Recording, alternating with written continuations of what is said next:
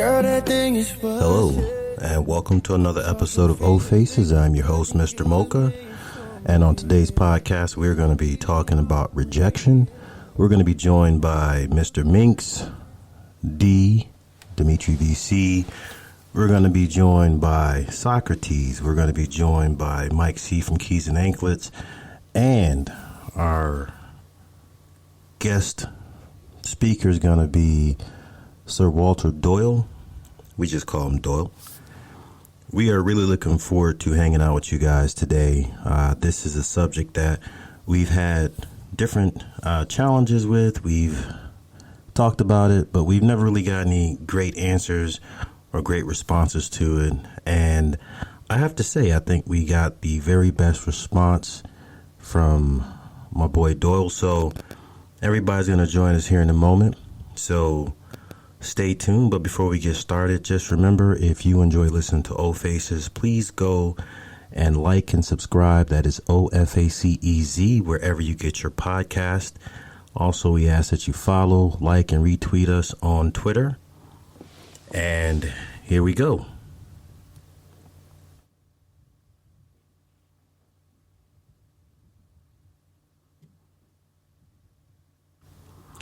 What's going on, everybody? Welcome again to Old Faces. I see we got some people on hanging out with us tonight already. I see Socrates. I see Sir Walter Doyle, a.k.a. Doyle. I see Juicy, and Mr. Minx has just jumped in to join us. We'll have Dimitri on in a minute, as well as Mike C. But we're going to get it started out, and I'm going to wait for everybody to come in and get to the good stuff. So let's just go down the list. Hey, Juicy, I see you on there. How you doing? I always appreciate you hopping in the chat with us. And there's D just jumped in. So, Sir Walter Doyle, jump in and introduce yourself. We're not going to get on topic yet, but I want you to introduce yourself. Greetings and salutations, everyone. I'm Doyle, and you guys have seen me pop in and out of these podcasts for a while, and this time I'm actually going to be on the mic and not just typing. So I look forward to the conversation. All right. Next up, Socrates, introduce yourself. And guys, make sure if you're not speaking, please mute your microphones because we catch all of your background noise. What's good? Can you guys hear me? I'm in my car speaker. You are loud and clear. What's good, everybody? It's Socrates. I'm excited about this subject because we know we've been talking about it. So. All right. And everybody knows Mr. Minx and Dimitri, but you guys might as well go ahead and say hi to the people.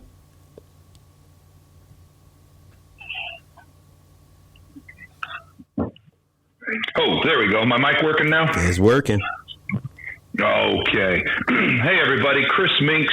I am the stag husband of Angel Minx, who a lot of you may know from her social media presence. Videographer, editor, cameraman, lifestyle husband for the last almost 20 years now. And most recently, co-host podcast with Mr. Mocha on the O Face podcast. Hey, what up, everybody? It's Dimitri here. Y'all got to excuse me because I'm still, sick.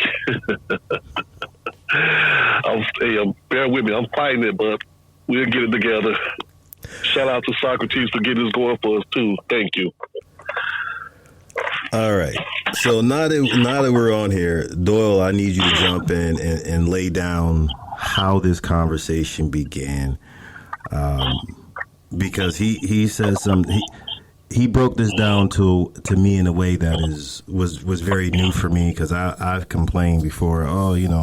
Everybody talks shit when I say the whole rejection conversation. I think like in a lot of situations, I'm kind of hard on things. And, he gave me a slap in the face today.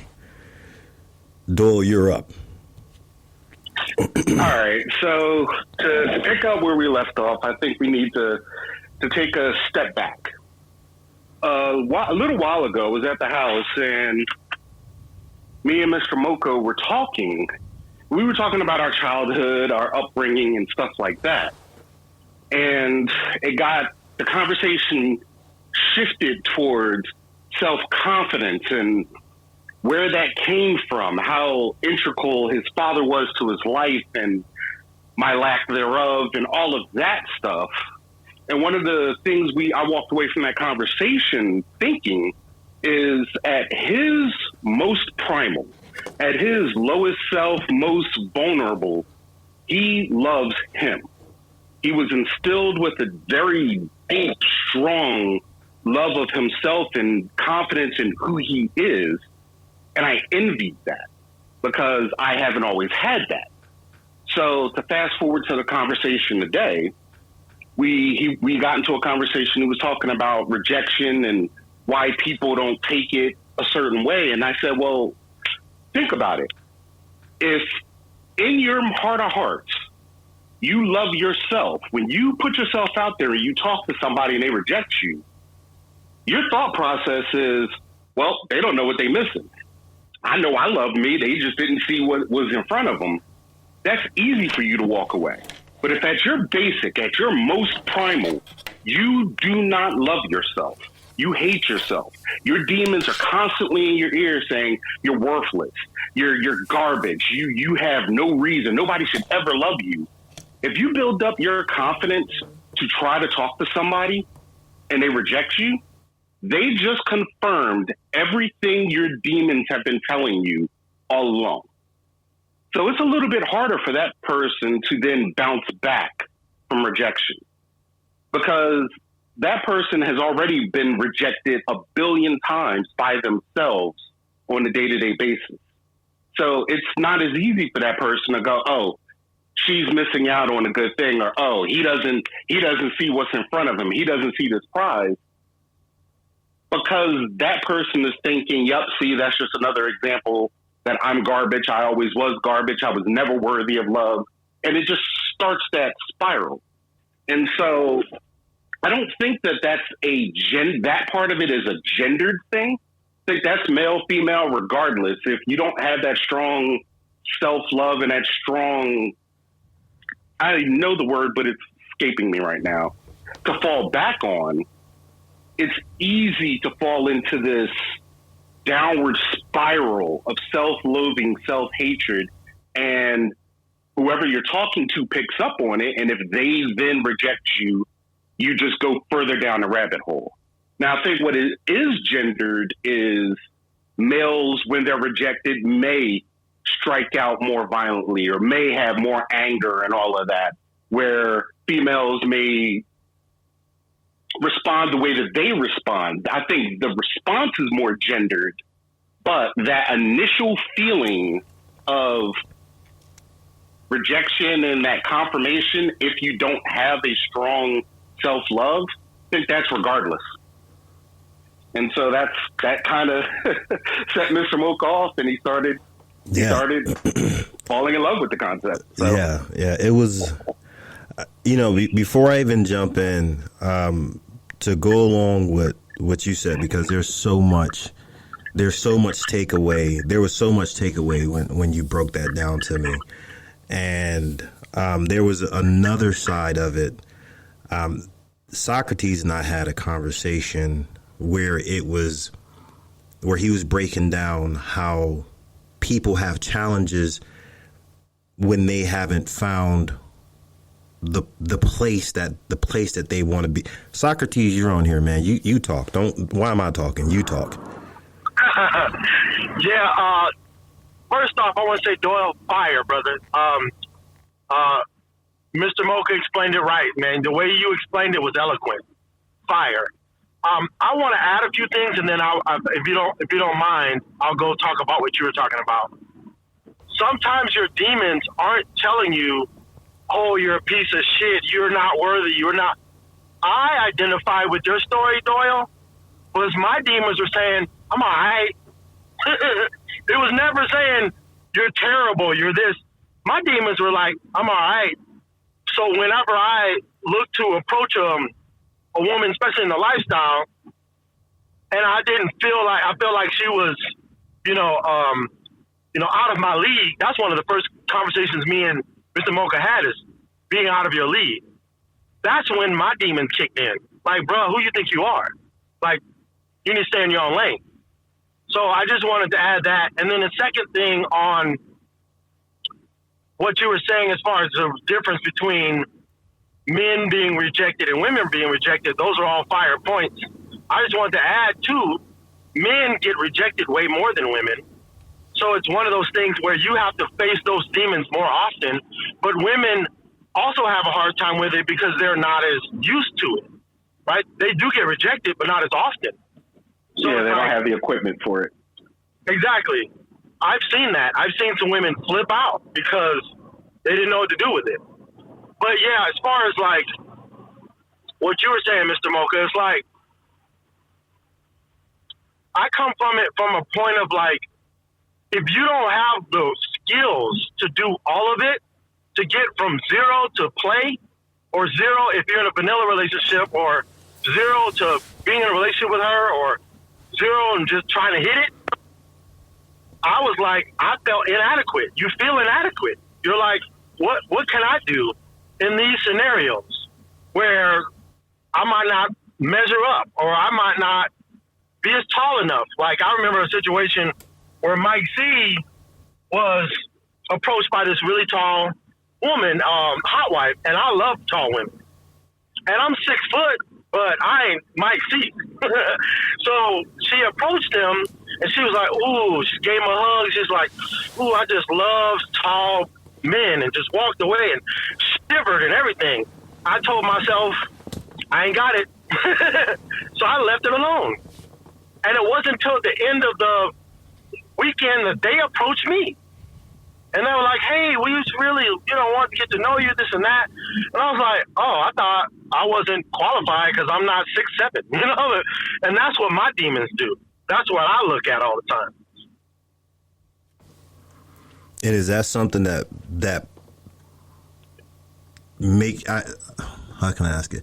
Is that something that makes you not approach because your fear of the rejection, that your fear? Yep. Okay. Like Doyle said, like, for me, it's not, I don't have those kind of demons, but it's like, yeah, the first thing I made up in my head is I'm too short.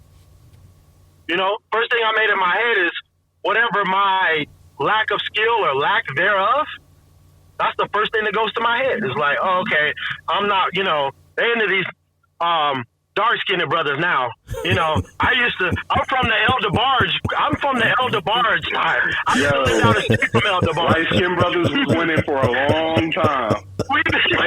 Light-skinned brothers was on top for a minute. We was something.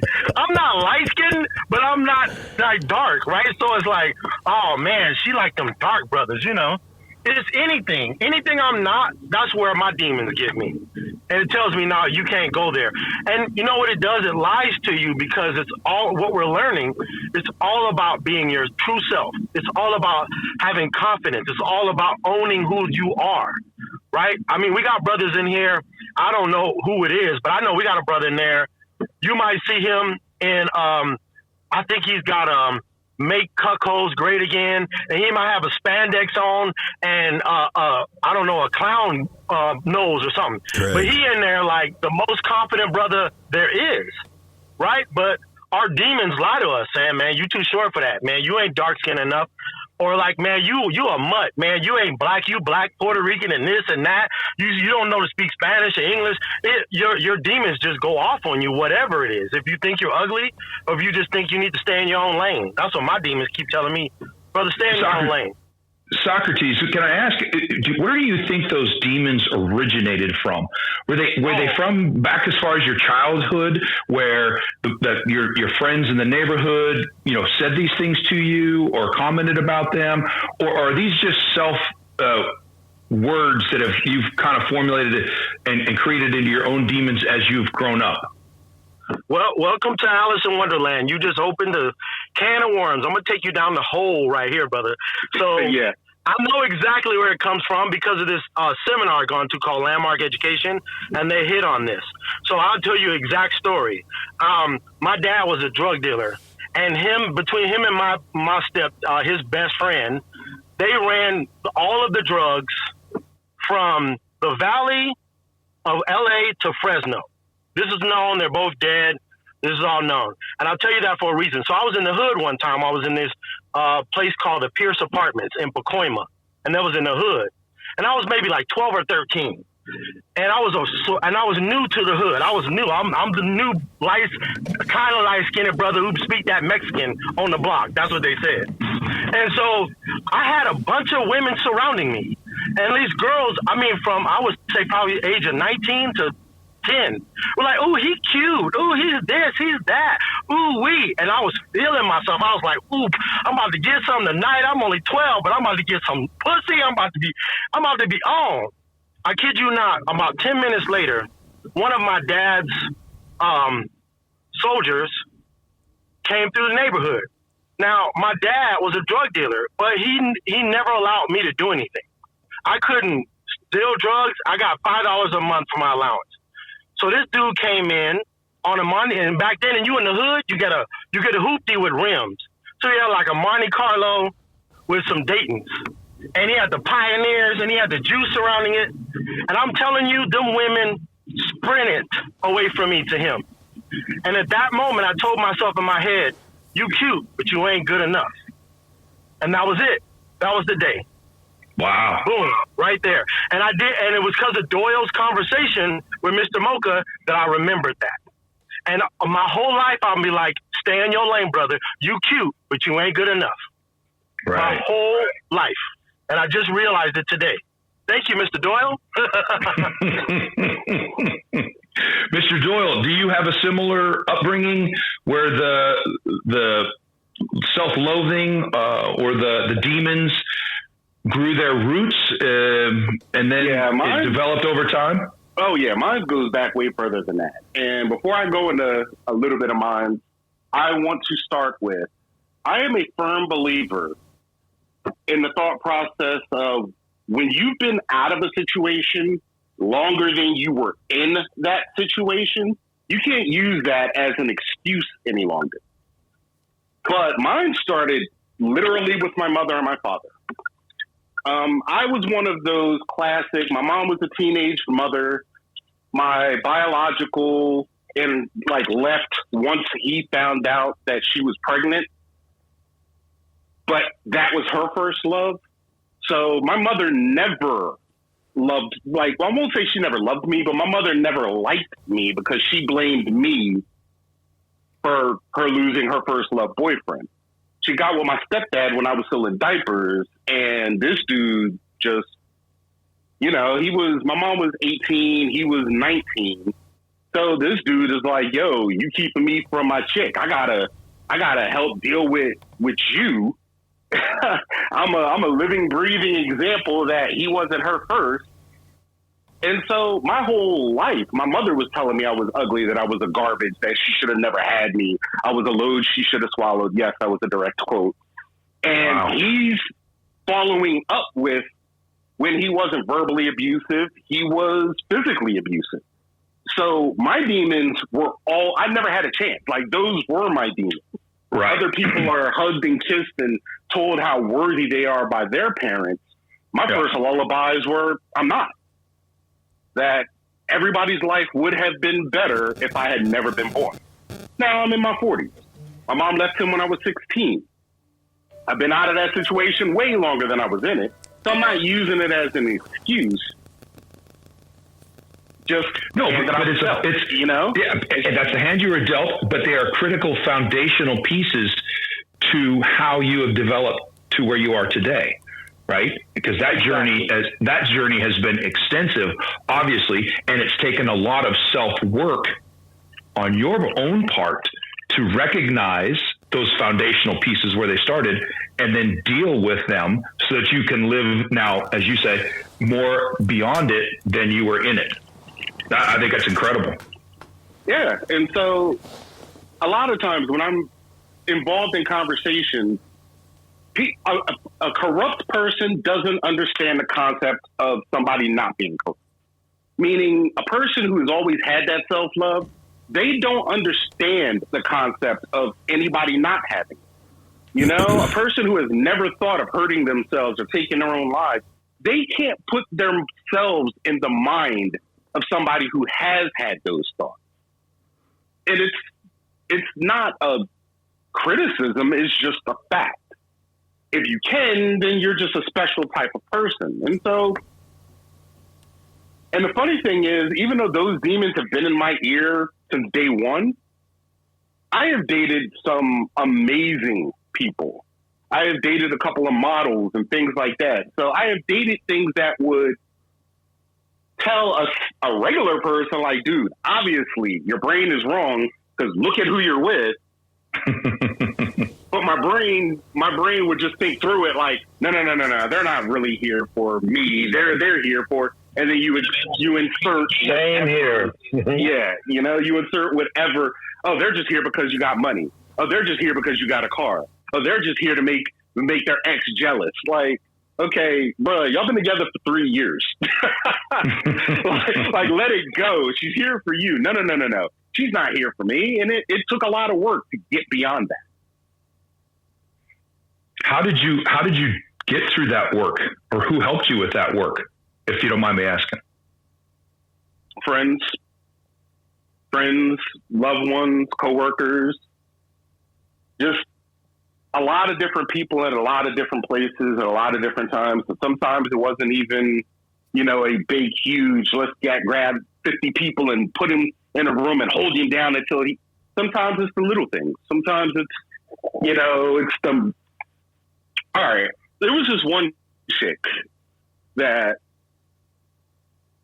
I looked at her, knew beyond a shadow of a doubt she was outside of my league, right? So me and my brother are outside of a club in Atlanta, and we just seen her. She used to be a dancer, but we seen her out. And she saw us as she's walking into a different club. And so she leans in the window and hugs my brother. And she's walking around the car, and as she's around the back of the car, so she obviously can't hear us, he goes, you should just grab her and kiss her. And I went, yeah, right, bro. Stop playing. Damn if she didn't open the door, lean in, and lay one on me. Little things like that. It was like, all right, well, apparently I'm not as much of a demon or a gargoyle as I thought I was. And it's easy to slide out of those demons when things like that happen. But the demons are the loudest when you're alone. Well, Socrates and Doyle, I want to say thank you. Thank you for this very in-depth conversation. Okay, I hear music. That's all you. You're echoing. You're sending feedback. Me? Okay, you clear now. Go ahead. No, I want to thank Socrates and Doyle for this in-depth conversation. And, I want to say Mr. Mocha brought this conversation to me this afternoon, and he was talking to me about it. And to be blunt, I was like, what the fuck are you talking about? I couldn't relate to it. But it was just so foreign and so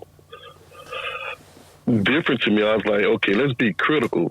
And I wanted to know more. And I said, dude, we got to get these guys on a podcast. I want to know more about this. And so I thank you guys for stepping up. I appreciate you greatly.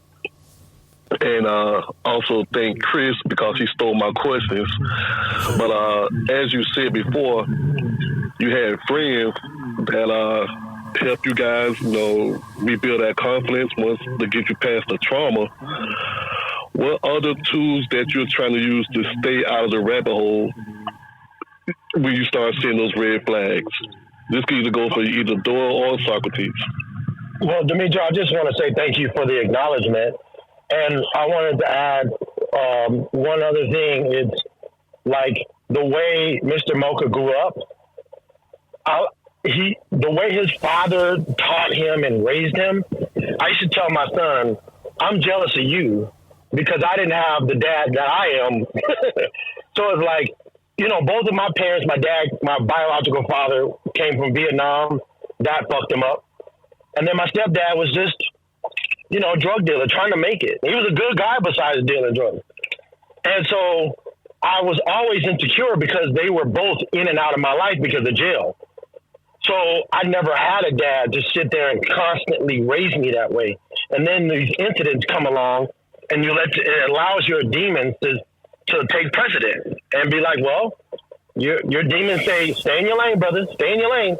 And you don't have a father to, get that out of there.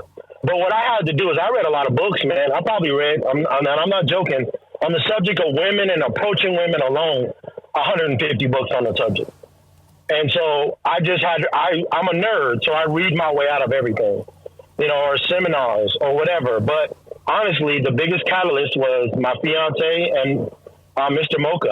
I don't mind saying I was insecure when it came to going at a certain level or what I thought women were above my, I've had the same thing to Doyle. I've dated models. I've dated beautiful women of all sorts, but like I said, I always had that, well, they're with me because I'm the nice guy and they're just taking a break with me. I'm a passionate dude and this and that, or, I'm around all these gangsters, but I'm the guy that does the computer work stuff. I'm the nerd, so they're just taking a break. I had all these conversations. So all of the seminars and all the books I've read kind of give you the tools to self-talk your way out of it or understand certain things. Or a really good book is called The Game. And it's just a book on how to approach women and how to see them. And, from anything from the red pill to pickup artists. I read all of it because I was like, I don't want to be like this. And I didn't have any role models for me. All the dudes that were doing it right were either lying, and I just don't like lying to women, or they were simping, or they weren't doing it in a way that I appreciated. So I had to read my way out of. Right, but you were seeking a role model. Oh yeah, I think that's pretty big cool. time. Juicy points out here. There's Mr. Mocha. There's Juicy's comment. It kind of goes along with what Socrates is saying there. That part of gaining confidence is by taking risks and chances. Mirror work, she calls it. Speaking positively to yourself daily in the mirror. You see a lot on Instagram. I'm a good person. I'm positive. I'm successful. Those types of things. But that mirror work is a technique that I know counselors utilize quite frequently with people to defeat these demons that these two guys have spent a lifetime working through and getting ahead of. Juicy, I'm going to send you a picture of my mirror. Me and my fiance have quotes on there that we read every day. So that's good shit. I agree on that. For me, working through it, it was quite a few different avenues. Mr. Mocha definitely is part of that because we've been pimping since pimping. Like we've been down like 4 flats for a long time. Yeah, listen. So, that's why he was happy to slap me around when I made that comment earlier about rejection. He said before the eloquence came in, there was some choice words to make me shut the fuck up. So please continue. I'm sorry.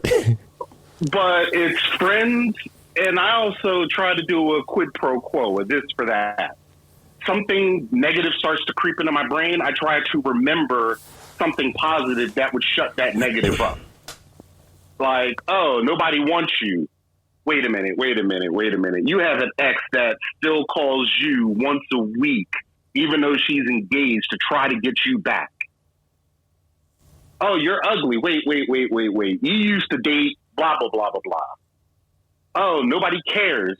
Bruh, your phone is constantly ringing from friends and family members that just want to talk to you because they enjoy your conversation. And so a lot of that has helped negate it because it's, okay, want to know what? You're a liar. You have to be a liar because I have X, Y, and Z to prove that you're lying. Because I'm a very logical type person, or at least I try to be, at my best. Well, so you both you guys said that you have dated models and beautiful women, and of course, we all have been down that road.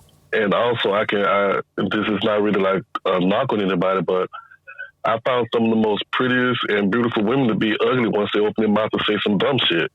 Agreed. So with that being said, I'm pretty sure with you having these experiences with these beautiful women, there had to be some women that you have also rejected for whatever reason it may be.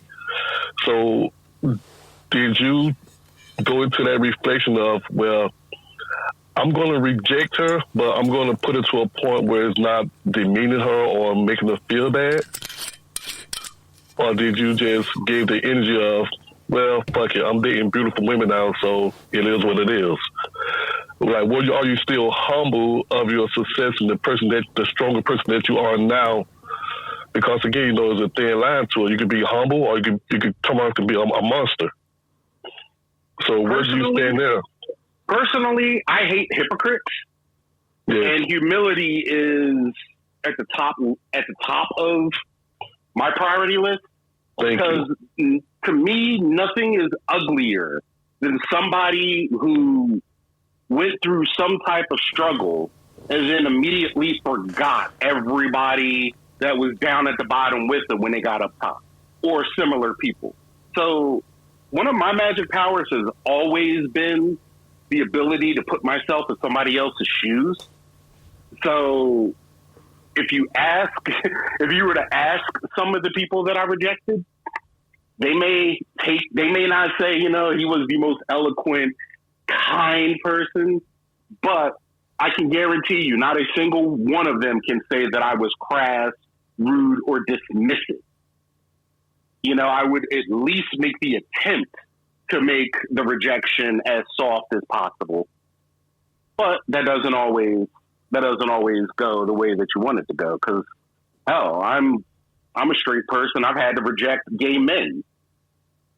And even on that aspect, I try to make the rejection as kind as possible, because being kind costs nothing. So going on with that, my question is, how do you see rejection now, and how do you handle it now? Yeah, that's a big thing for me now. Well, so what me and my fiance have been talking about is something called accolades, and it's a Hawaiian concept about everybody having a connection with somebody. It might be a small, weak connection, just passing by, or it might be your soulmate connection, right? And we were talking about that, and I told her, once I talked to you and you were telling me what Doyle said, it happened for me immediately, where it's like, oh, my self-worth is not at all connected to her decision-making. And I don't know why, but I feel like my personality blinded me to see anything else than what it is. She's just making a quick decision whether or not she wants to,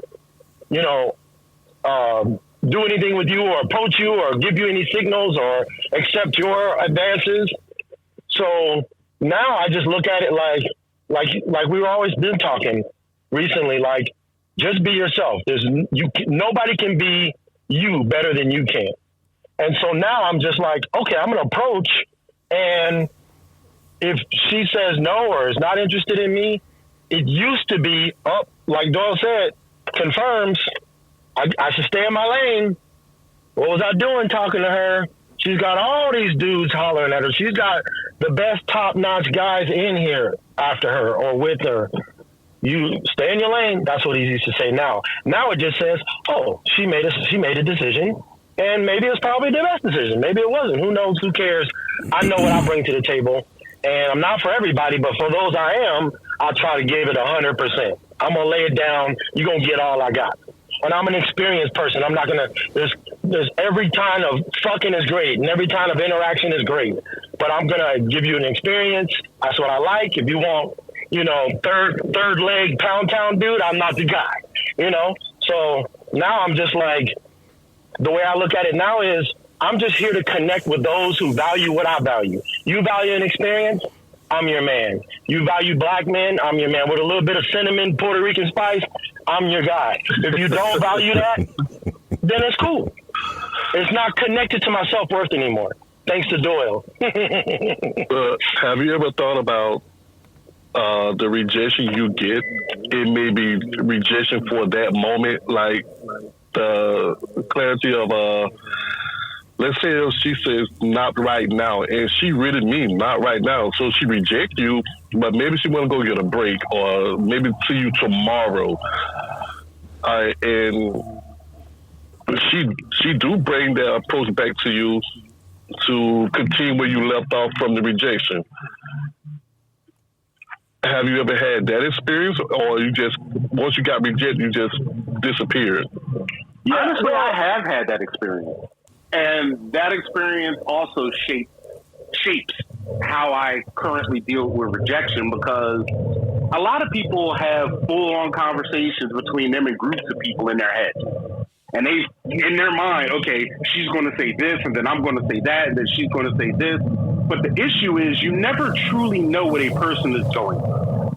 And for all you know, that person may be interested, and they may be going through the whole demon in their head saying, girl, you're not good enough for him. You're not this, you're not that, you're not this, you're not that. And it just takes them to build up their confidence just a little bit to circle back around and try to re-engage with you. And so, yeah. Once again, it brings it back to that humility, and that don't talk yourself out of a possible situation because you jump in the gun based off of the conversation you had in your own head. So I keep talking about. I got a question. We keep talking about rejection by women.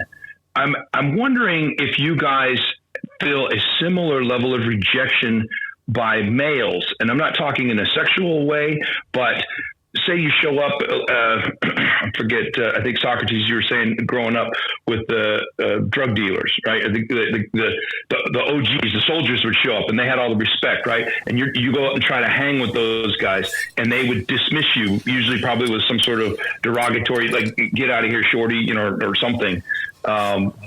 Right. The feeling of rejection from a male to be a part of the group or whatever it might be, does that hit the same way as rejection from a female? Does it sting more? Does it sting less?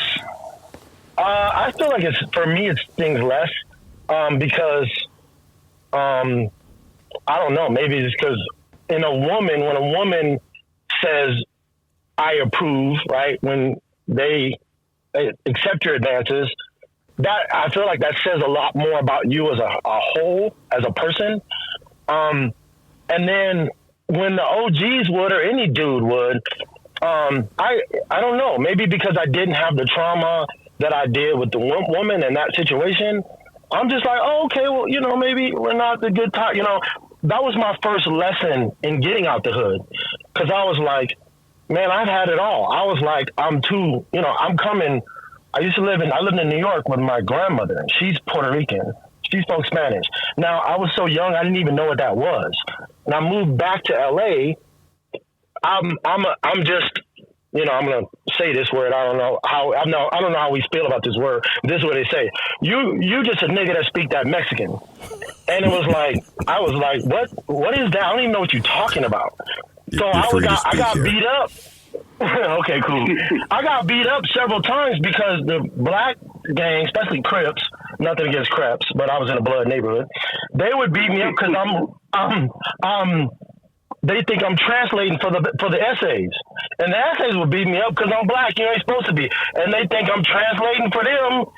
So I got all kind of rejection, and then the black women in my hood. This is not all black women in my neighborhood.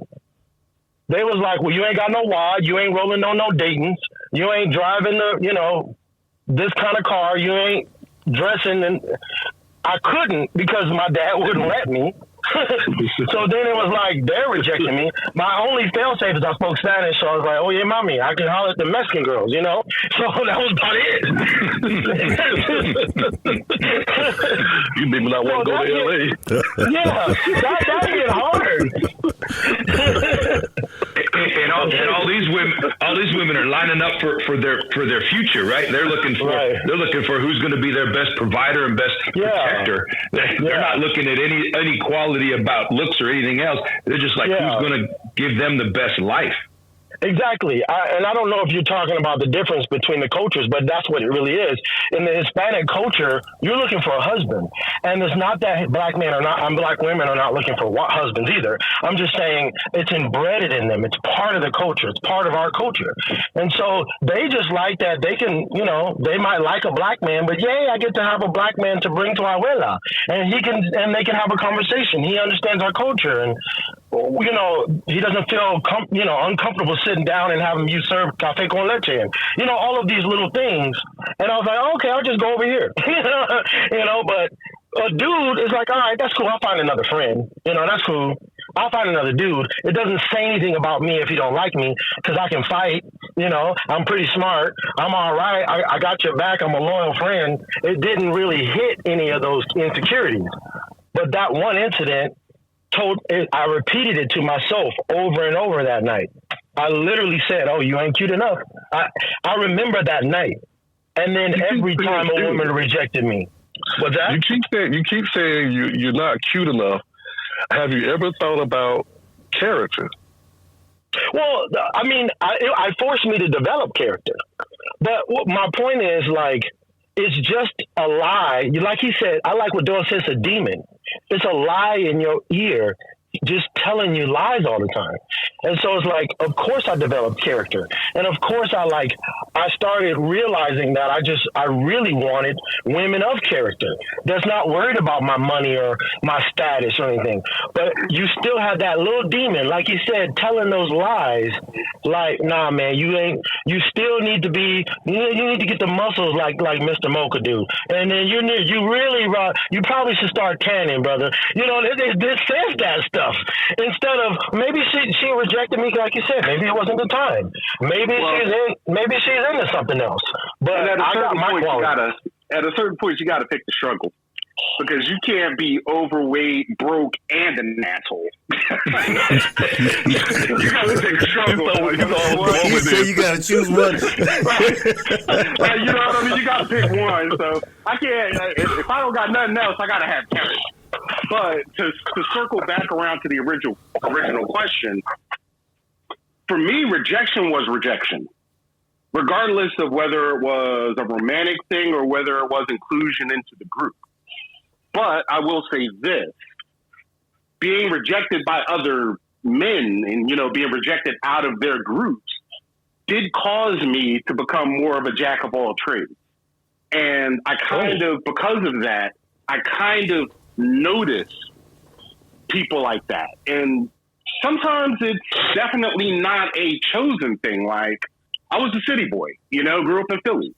So when I moved down to Georgia, some of the guys that I started hanging out with down here, they grew up in the South. They hunted, they fished, they were into guns, they were into all of that stuff. So I was kind of at first rejected out of that group, because it's like, all right, we talking about being out in the woods and seeing an 8-pointer walk around the corner, and and getting that buck fever, and I'm looking at you like you crazy. But that caused me to look into it, and in order to find assimilate, I guess assimilate. In order to find a common ground, and because of that, I became a jack of all trades. Where, you know, at one point I played sports, and I can have that. Yeah, I can have that conversation. Go ahead. There are very few things you can talk to Doyle about that he doesn't know. He says jack of all trades. Like, there's very few topics you can bring up that he doesn't know a whole lot about. And I'm nerdy as fuck. And there's sometimes, like, I'll be talking to him like, what the... Like, I'm mad that he knows a bunch of shit that I don't know. Okay? Like, I'm like, what? I thought I knew this subject. You know, so legitimately, like, he is... And it's interesting. He just said something that I didn't know, because he's one of the few people. You know how there are certain people who you're afraid to bring around just anybody? He's the person I can bring around anybody. Like, he is, doesn't matter what situation I bring him into, I know he's going to be good. So that's actually, I'm surprised to hear the part about the, I would never even thought that he had a hard time assimilating to the group of guys, because anytime it doesn't matter if we're around strippers or around, he's always been Doyle, just cool and smooth. So that's something I'm learning something new It's too. something I developed. It's something I developed. I mean, a lot of that male rejection definitely was in my early 20s, teenage years. But that helped develop me to the point where I can talk sports, I can talk hunting, I can talk fishing, I can talk anime, I can talk manga, I can talk games, I can talk science. Because I found myself in all of these different groups at different points. So I forced myself to engage, and if I don't know, I shut up and I learn, and I listen, and I take interest. It sounds like a survival technique, actually, Doyle, that you actually utilized what was the challenge and became the knowledge seeker that then you could utilize that to turn the tables and make it work for you as an adaptation. I mean, it's incredible. It really not everybody can. Technique. Right. Not everybody can do that. So here's my follow-up to the question that I just asked. And how much of the growth and development comes along with age, time, and just miles under your feet on the earth? Now, I know the panel here, with Dimitri and Mr. Mocha and myself, we've been around the block a few years, right? And I'm guessing, looking at this audience tonight, all of us have been in life for a little bit a while. The stories of the major rejection, the hurt, all these different things, all happened in your earlier years. How much of just time and experience in life when you come to realize? Because I mean, at my age now, I kind of look at people and go, I don't care if you fucking like me or not, right? I'm here. You're going to either deal with me or you're not, but I'm here. And that just comes from the years of experience and being in a lot of different places. Does that hold true for everybody else? You ever heard the saying, the youth is wasted on the young? Love that saying. Absolutely love that saying. Yeah, 100%. 100%. Perspective is everything. And I want the knowledge. You don't get it until you get it. It takes time. I want the knowledge I have now with my 20-year-old body. Yeah. So do the rest of us. There's my genie magic. I get that lamp, right? I'm going to rub that lamp. Yeah. Oh, if that was to happen, I'd be a monster. I would be a whole problem. So now that we're looking at this, and the cool thing is, I know Doyle, I know Socrates, and I know this isn't your style. We've talked about rejection. Dimitri and I, we've had lots of conversations about rejection because, just in the environment that we tend to be in, throwing parties, things like that, we've seen a lot of guys, men and women both, handle rejection poorly. And I think that after talking to Doyle earlier, it opened up a lot of things. The reason, a possible explanation as to why, a guy gets rejected and he says something rude. I know, I think it was a couple years back, Dimitri and I, there was a couple who we know, and they're very nice. They're very open. Couple were getting ready to go play. Guy see him, he goes and tries to talk to him, and basically they say, no, thank you, not right now. The guy's a total dick to the couple, and they would have played with him later. They were just busy at the moment. And I think listening to this creates, possible explanations as to why people take rejection so poorly.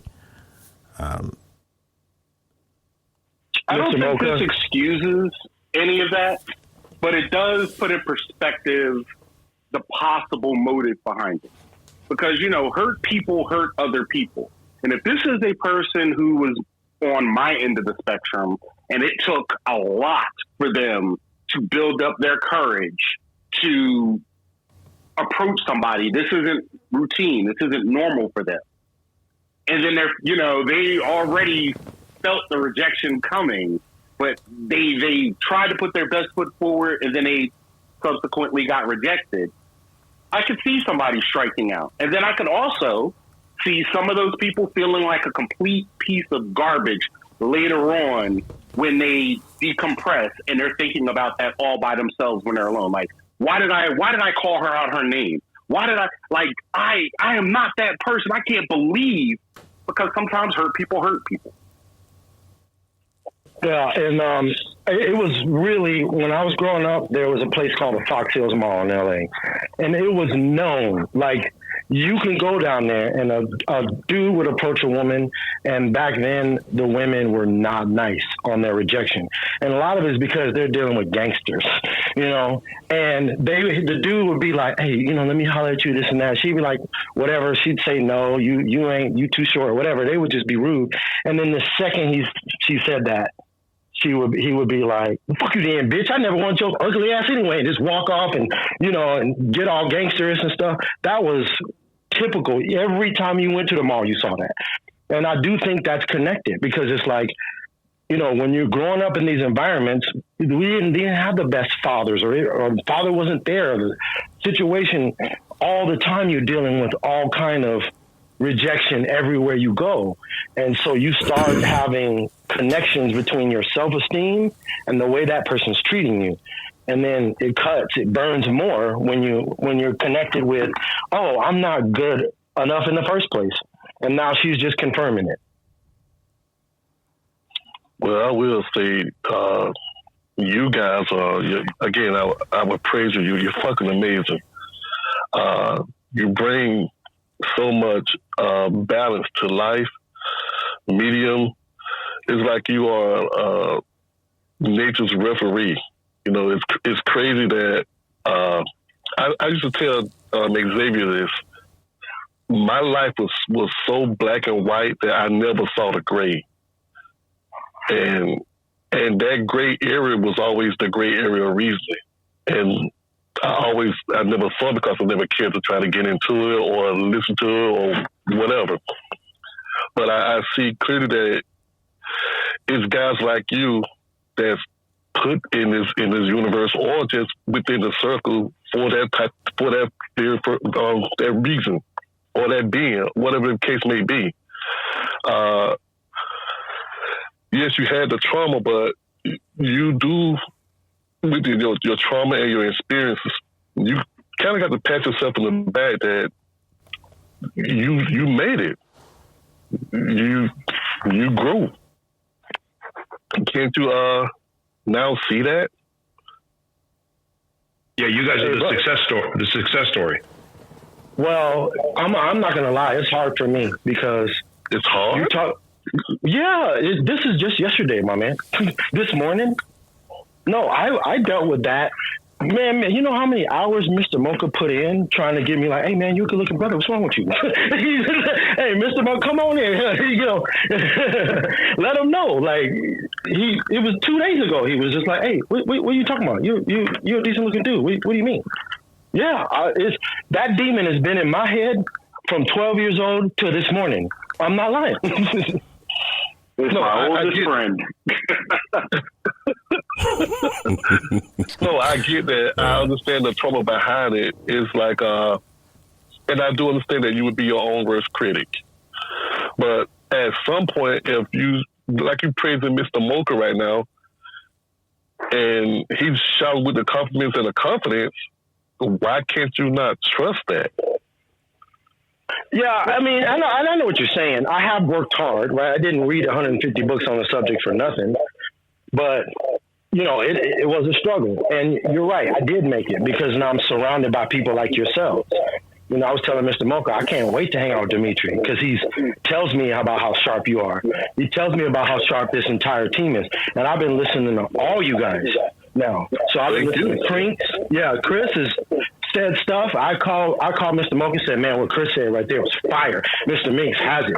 You know, and I do fashion myself as someone. Hey guys, we feeding back. Everybody mute your mics for a second, except for Socrates. So I consider myself someone who does commit to Kanai. We were talking about that earlier, constant and never-ending improvement. And it did lead me here. But man, I wish, like you said, you were too politically correct to leave out you so politically correct you left out that last part, huh?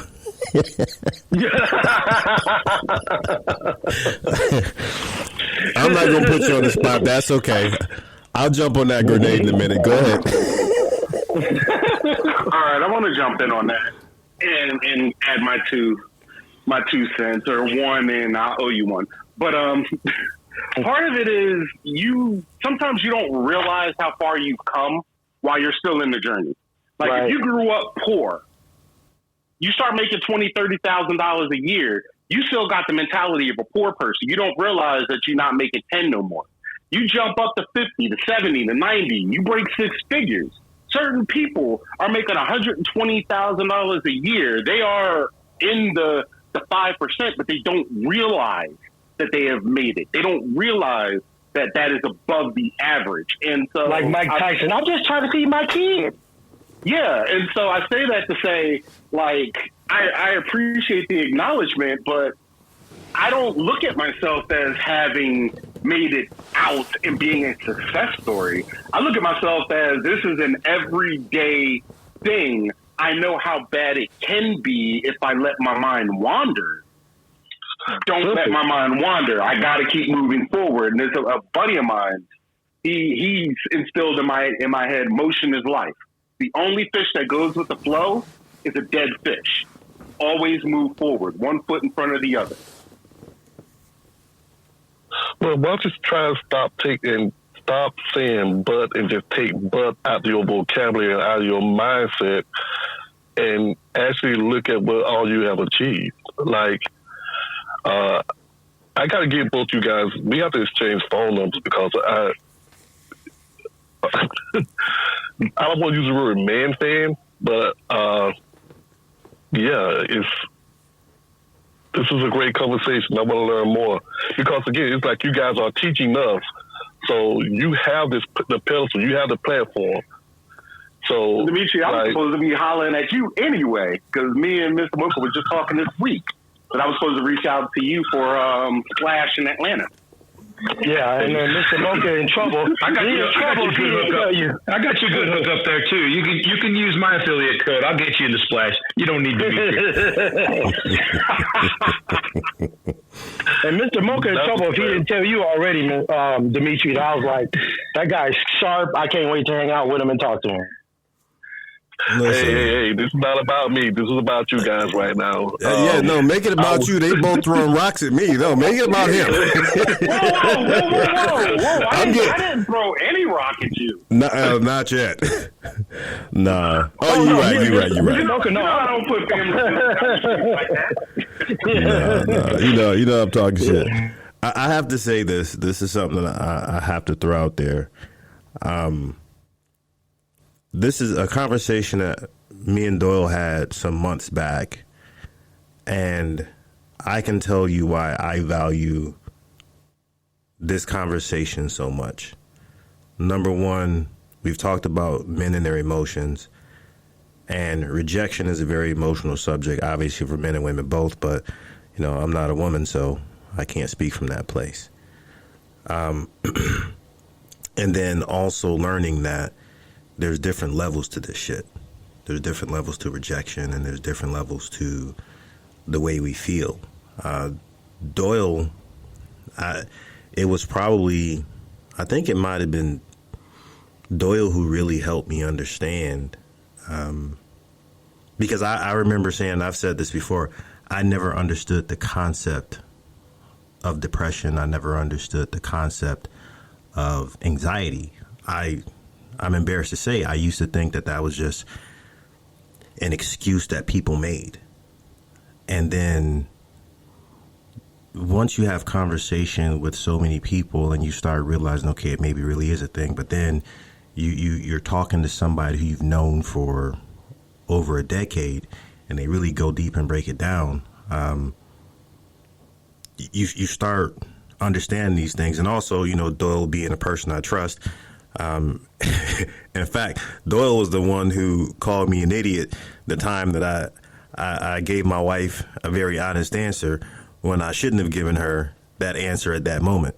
I'm not sure if it was what the fuck is wrong with you with a bunch of other words. So him being someone who knows my family, who I trust, who I deal with, explain these things to me and say, hey, you don't understand why certain people feel the way they feel because your journey has been different. And I always felt like, as a man, a man, you should feel this way, feel that way. And then, we start talking about the male emotion and all of these different things. And then you have guys who come on and say, hey, this is another piece of the male emotional journey. It's powerful. It's a big thing to me. And I appreciate Socrates, Doyle. I mean, Doyle is, he'll probably be at the house tomorrow. So, I'll have to buy you a beer or something like that. But I appreciate it, fellas. Well, you make a hell of an old fashioned, so. I'll pick up the bourbon. Can I geek out? I'll go pick up the bourbon. Mr. Mocha, are we coming to an end on this episode? Yes, sir. All right. I want to throw out one geeky moment here of some information. Everything we've been talking tonight about was written by an American psychologist in a paper called The Theory of Human Motivation. The guy's name is Abraham Maslow, and Maslow's hierarchy of needs. I think everybody's introduced to those, right? So all of us walk through this basic 5 steps. The physiological needs is the first one. That's, food, shelter, clothes, all that kind of stuff, right? Then you have your safety needs. You're safe from the tigers and lions out there. Then it goes to love and belonging. Then it's esteem. And finally, it's self-actualization. And basically, Maslow's theory is that you go through your life trying to achieve these 5 steps. And that's what motivates each one of us, man, woman, whatever, is to reach through these 5 steps. Not all of us can actually reach that self-actualization where you can become the absolute best version of yourself. Everybody gets caught up here. What we're talking about is the love and belonging. We want that love. We want that attention. We get rejected as we seek that, and that becomes the challenge, and it hurts our esteem, which is the next level above. So all the conversations tonight that we've had, guys, I appreciate hearing the different perspectives because each one of us comes from a different place, and each one of us has walked this path to get where we are today. And we're talking about successes and people who have figured it out, and yet still face those demons every morning when they wake up or every Friday night when they get ready to go out. And for those of us who are blessed enough to have that life partner who's chose to join them, even though, like in my case, I outkicked my punt coverage as well, they choose to stay with me and not reject me for all this time. So thank you, everybody, for all of that. And thanks for letting me geek out there. Mr. Mocha, can I join that geek out real quick? Yes, sir. The interesting thing about the hierarchy of needs and the fact that it's steps is that it's not linear. You look for food. Once you've secured food, you look for safety. Once you've secured food and safety, then you go to love. But if something happens, you lose that safety. Now you're back at the safety step. So self-actualization isn't necessarily an end goal because you can reach that pinnacle, get divorced. Now you're back at, you're trying to secure safety. Now we're working on love again. So it's a constantly moving and evolving thing. So I love that one. I love it. Sorry. And you don't get hung. Yeah, don't. And so the key takeaway is don't get hung up at one of those steps. You're always going to have to adapt and move. Those who get stuck are the ones that end up having a difficult time. Can I jump in? I want to piggyback on something Mr. Mink said. I really appreciate you saying that. Like I feel like today I've discovered something new. And I feel like I have the tools to really quiet that demon, but it just started the battle of saying, you know what, I'm going to beat this guy, but I know I'm going to deal with it at the next splash. I know I'm going to deal with it in the next situation, but at least now I got some way better tools because the team of friends that I'm building right now. I was going with that. Trust in the circle. Circle of trusted individuals. You got some great kings and friends right here that waiting to stand beside you guys. We're just a phone call away. And this is not just all talk. This is something that we show with actions. And I will say this from day one of me, Mr. Mocha. He was that guy. Like, I couldn't believe that there was another guy that was all action like myself. Also with Mr. Minks, like fuck, here's another guy. So, and we're all brothers, and that we can always put another chair to the table, and you guys are more than welcome. All we need is just that phone call or that text, and we on our way. Don't worry, I'll send the numbers over to you later. Be there. All right. Just know that, like I said, we're here for you, but we also gonna hold you accountable to be there for us as well, because I do believe in lending that shoulder just as much as you need our shoulder. Reciprocity. Indeed. Fellas, ladies, gentlemen, the fellas on the panel, I think this has been a great episode. I've taken away so much. I would love to continue this episode, but next time, get some ladies, kind of involved in the episode, because I would love to see, I'd love to hear their perspective on it, especially when you're talking to guys who aren't doing the usual macho let me hide my feelings thing. So I think that would be really cool. And just for the record, if you enjoy listening to Old Faces, you can find us wherever you listen to your podcast, and make sure you spell it right, OFACEZ. Until next time, Mr. Minks, Dimitri, Doyle, Socrates, thank you guys very much. I want to give a shout out to Juicy, Blushing Vixen, as always, Reserve Stag. Reserve Stag, this is the last time you get to sit here and not join. You messed up. You already joined and talked to us. So from now on, I expect to hear you in there. And everybody else, if we don't know you, we want to get to know you. So come back and hang out with us again. And until next time, thanks for joining O Faces.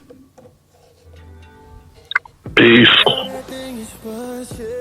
Later, y'all. I'm talking finger licking, good thing you was made for me. It ain't even all the way in, and you're looking like you can't take any more.